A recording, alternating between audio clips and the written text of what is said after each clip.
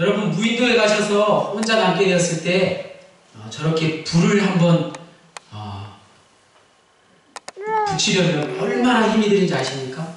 영화의 한 장면만 가져왔는데 그 앞에 불을 붙이려다가 온 몸이 다 피가 나고 끓기고 정말 힘들게 며칠 동안 고생하다가 저렇게 불을 붙였으니 저 기쁨이 얼마나 대단하겠어요. 여러분 불을 직접 붙여보신 적은 없으시죠? 아무리 연세가 많으시다고 해도 성냥, 라이터 이렇게 불을 붙이시죠? 성냥, 라이터가 없을 때 불을 한번 붙여보신다면 불 붙이기가 얼마나 힘든지 한번 경험하실 줄 있습니다. 지난주가 성령 강림주일이었죠? 그리고 오늘은 삼위일체주일입니다. 연관성이 있습니다. 먼저 성령님에 대해서 잠깐 복습해 보겠습니다. 제가 성령을 아는 지식이라는 책을 사관학교 때 이렇게 보았는데 사관학교 때는 내용이 너무 어려워서 무슨 내용인지 잘 모르겠더라고요. 그런데 이번에 아주 성령 강림주일을 지내면서 읽었더니 너무 좋은 책이더라고요. 성령을 아는 지식이 우리에게 필요하다는 그런 말씀이었어요. 성령님은 하나님의 거룩한 영이시오. 우리가 부른 거룩 거룩 거룩 바로 성령님이십니다. 또 주시오. 주님이라고 고백하죠. 주인 되시고 생명의 공급자 되시는 분이십니다. 천지 창조 때부터 수면 위에 운행하셨고 역사 속에서 선지자들을 통해 말씀하셨으며 지난주 오순절에 예수님의 제자들에게 임하셔서 예수님께서 이미 밝히셨던 보혜사, 즉 위로자요, 상담자요, 도움을 주는 자요, 변호인요, 강하게 하는 자요, 후원자라는 뜻의 보혜사 역할을 성취하신 분이십니다. 성령님은 오늘도 예수님의 대리인이자 대표자로서 우리의 머리와 가슴 속에서 끊임없이 일하고 계십니다. 여러분 오늘 이 자리에 나오게 하신 것 성령님의 인도하심이었습니다. 예수 그리스도는 어제나 오늘이나 영원히 동일하신 분이십니다. 그분의 영 또한 그러합니다. 그래서 성령님께서는 오순절 이후 모든 시대에 걸쳐서 복음이 전파된 곳이라면 언제나 어디서나 예수님께서 약속하셨던 새로운 보혜사의 역할을 감당하고 계십니다. 그런데 이 성령은 주로 무엇에 비유되나요? 성령이 무엇에 비유됩니까? 불에 비유되는 것입니다. 바로 불입니다. 성령이 불이라면 우리는 또한 어떻게 해야 되나요? 우리도 마찬가지로 불과 같이 뜨거워져야 성령과 함께 할 수 있다는 사실.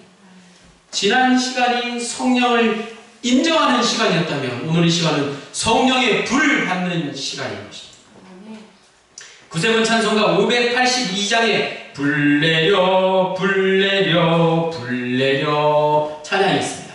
불꽃과 같은 주 예수 불 내려 불 내려 불 내려 주 보혈로 주시는 해 불 내려 불 내려 불 내려 다같이 주 언약 믿고 비노니 내 중심 돌아보시사 오순절 내린 성령 불 내려 불 내려 불소서 불 내려 주소서. 우리의 간구이기를 바랍니다. 이 찬송의 고백처럼 성령의 불을 받으면 어떤 어려움을 당해도 낙심하거나 실족하지 않습니다. 우리의 모든 죄를 다 태워주십니다.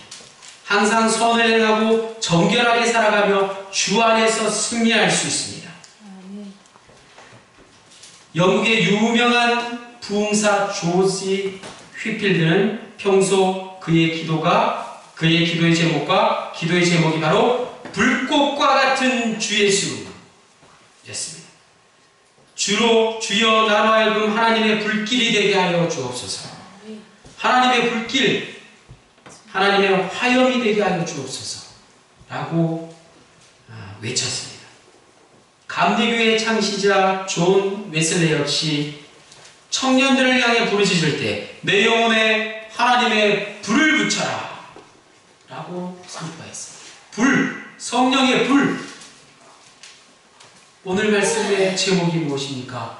성령의 불이여 임하소서. 오늘 본문에 나온 갈멜산에서 엘리야 선지자를 통해서 여호와의 불이 임했던 것처럼, 또 마가이 다락방에 초대교회 성도들에게 성령의 불이 임했던 것처럼 오늘 지금 이 시간 저와 여러분 모두에게도 동일한 성령의 불이 임할 줄로 믿습니다. 성령의 불을 받아야 불타오르는 뜨거운 믿음으로 신앙생활을 할 수 있고 저와 여러분이 맡은 바 사명을 감당할 수 있는 것입니다. 왜 우리는 성령의 불이 필요합니까? 왜 우리에게 저 뜨거운 성령의 불이 필요합니까? 좀 전 영상에서 보신 그 영화를 보면 세상 일에 쫓기며 살아가던 주인공이 어느 날 갑자기 비행기를 타고 가다가 추락해서 무인도에 혼자 남게 되었는데 끝없이 밀려오는 고독감과 외로움과 싸우면서 추위를 막아야 하는데, 또 배고픔을 달래기 위해서 음식을 먹어야 하는데 필요했던 것, 바로 불이었던 것입니다. 그런데 불을 붙이는 것이 쉽지 않았습니다. 며칠 동안 부단히 노력했지만 손바닥에 피가 나도록 비벼댔지만 불이 붙지 않자 무기력해서 울음을 터뜨리고 마는 주인공의 모습이 이 앞에 있었습니다. 저는 이런 생각을 했습니다. 불이 없는 인생은 좌절과 절망과 죽음이구나. 인간의 삶에는 불이 필요합니다.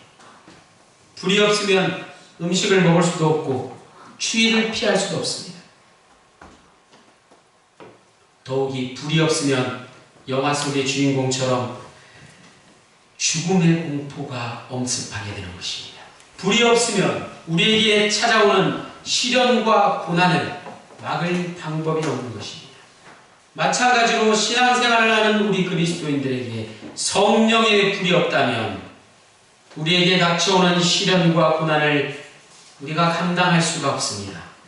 성령의 불이 없으면 영적인 추위와 굶주림에 떨려 허덕이는 비참한 인생이 되고 마는 것입니다.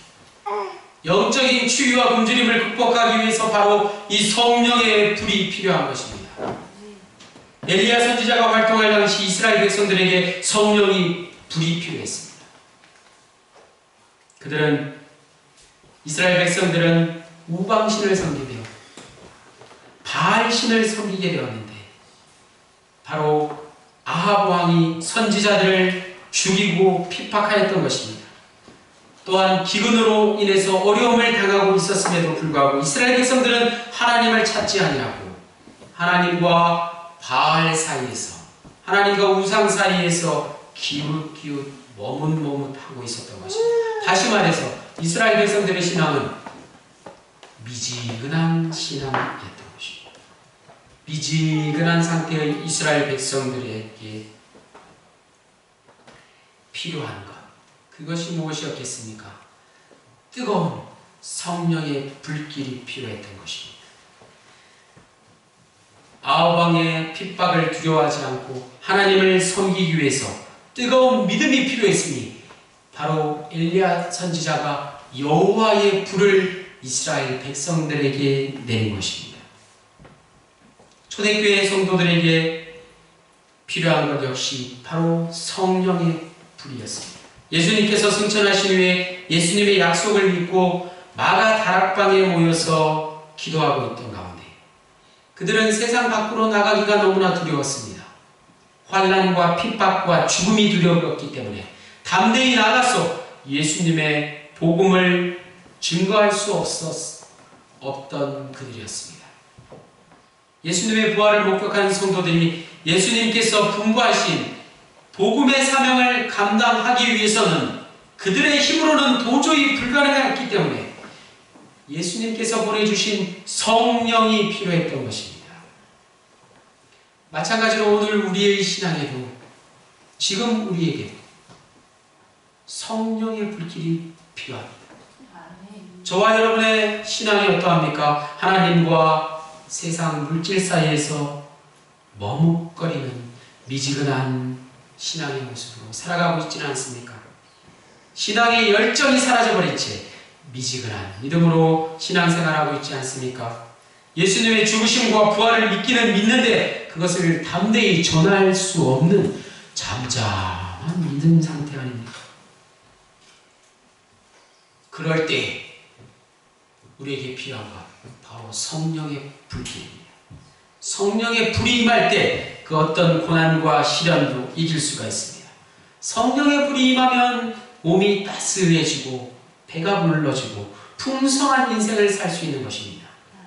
성령의 불이 임할 때 두려움이 사라지고 하나님을 뜨겁게 열정적으로 섬길 수 있게 되는 것입니다. 성령의 불이 임할 때 담대하게 예수님의 죽음과 부활을 세상 사람들에게 증언할 수 있는 것입니다.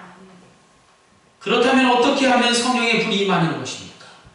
오늘 본문 36절에 주께서 이스라엘 중에서 하나님이신 것과 내가 주의 종인 것과 내가 주의 말씀대로 이 모든 일을 행하는 것을 오늘 알게 하옵소서. 아멘. 엘리야가 주 여호와는 하나님이신 것과 이스라엘 백성의 마음을 돌이키는 분이시는 여호와 하나님이신 것을 알게 해달라고, 저들이 알게 해달라고 간절히 부르짖어 기도하고 있는 것입니다. 37절에 내게 응답하옵소서. 내게 응답하옵소서. 더욱더 간절히 부르짖어 기도할 때 여호와의 불이 임하였습니다. 우리가 지난주에 본 사도행전 2장 1절 말씀, 오순절날 이미 이름에 그들이 다 같이 한 곳에 모였더니, 아멘. 우리는 다 같이 한 곳에 모였더니라는 말에 주목해야 합니다. 어떻게 하면 성령의 불이 임하는가? 다 같이 한 곳에 모여야 하는 것입니다. 초대교회 성도들은 마가의 다락방에 다 같이 한 곳에 모였습니다. 예수님의 약속을 믿고 다 같이 한 곳에 모여 기도할 때 성령의 불이 임하였습니다. 엘리야나 초대교회 성도들에게나 똑같이 다 같이 한 곳에 모여 간절하게 기도할 때 여호와의 불이, 성령의 불이 임하였던 것입니다. 그래서 다 같이 한 곳에 모여 간절히 기도하는 것, 그것이 필요합니다. 사랑하는 주의 백성들이 이 교회에 다 같이 한 곳에 모여 간절히 기도하기를 원합니다.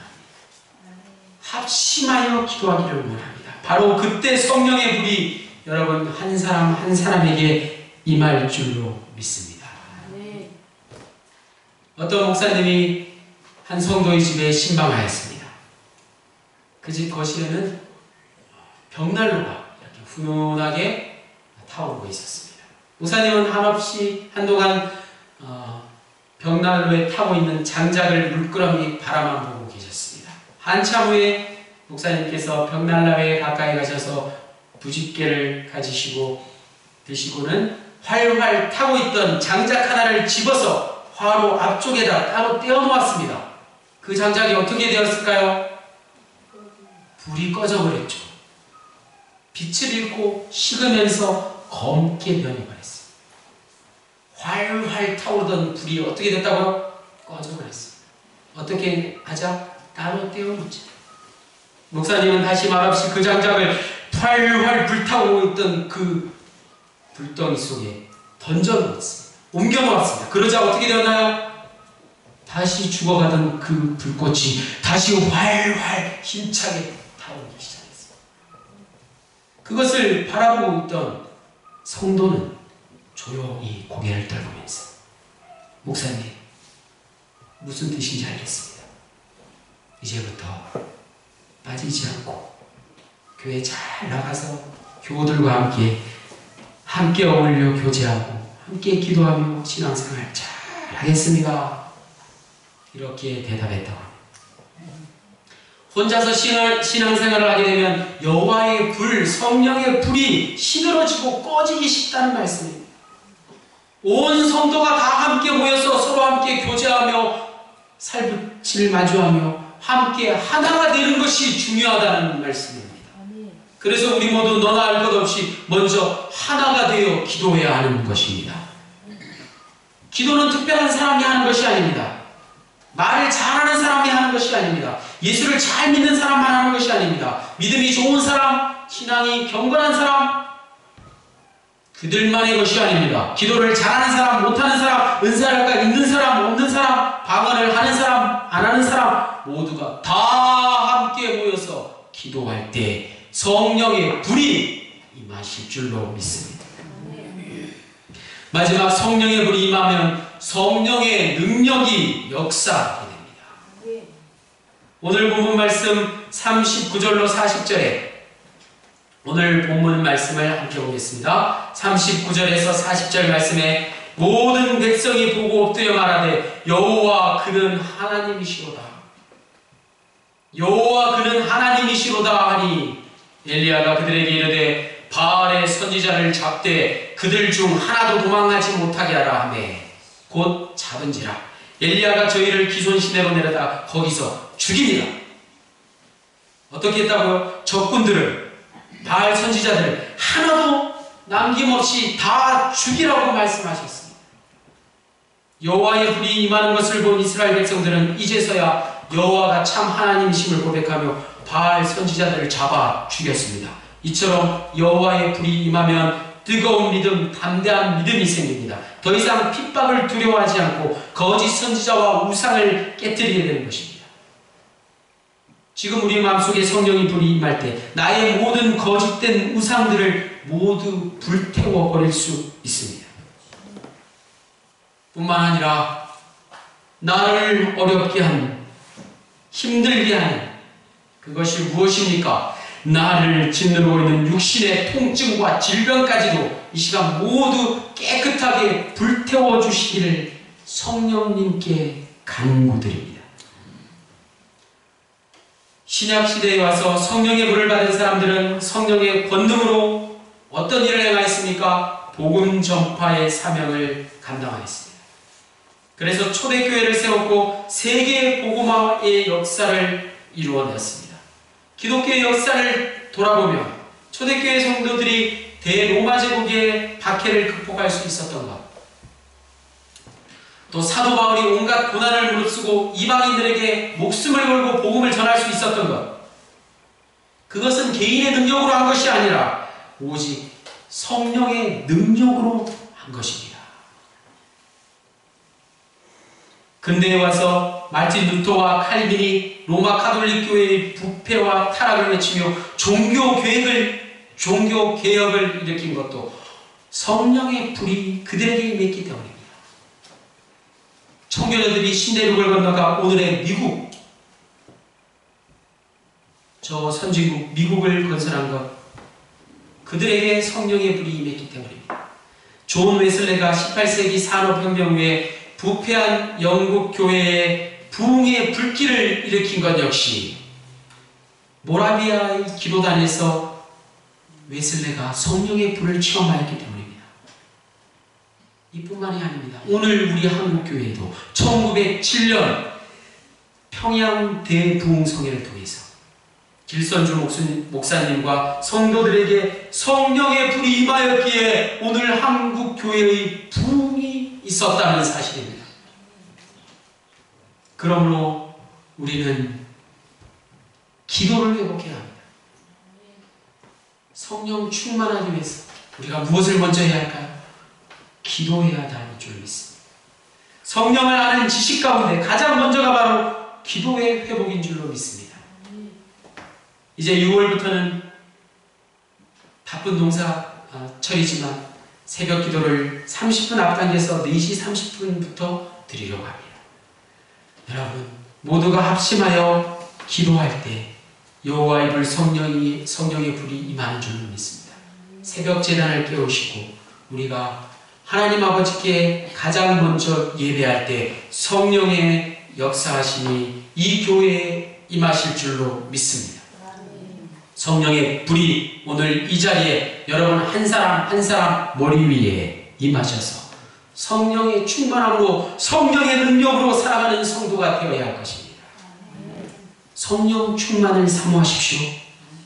여러분 신앙생활이 다른 게 없습니다. 바로 성령 충만함을 사모하는 것, 그것이 바로 신앙생활입니다.